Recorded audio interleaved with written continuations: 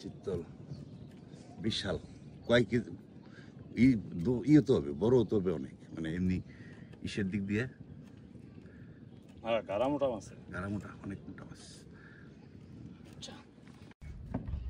আমি হলো মাছ মারার থেকে হ্যাঁ, অভিজ্ঞতা অর্জন করতেছি সবসময়ের জন্য। তাতে কত বছর হয়েছে আপনার?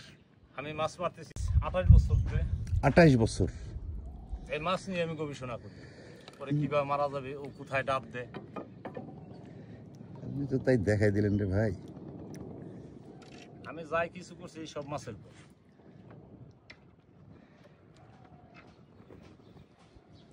কোনো মন্ত্রতন্ত্র আছে নাকি? না না কৌশল? কৌশল। মন্ত্রতন্ত্র তো থাকার কথা না। তাজা থাকবেন না? এটা কত বিক্রি হবে বললেন? এটা পয়সা গেলে 5-6 হাজার যাবে, ছোট মাছ তো 5-6 হাজার টাকা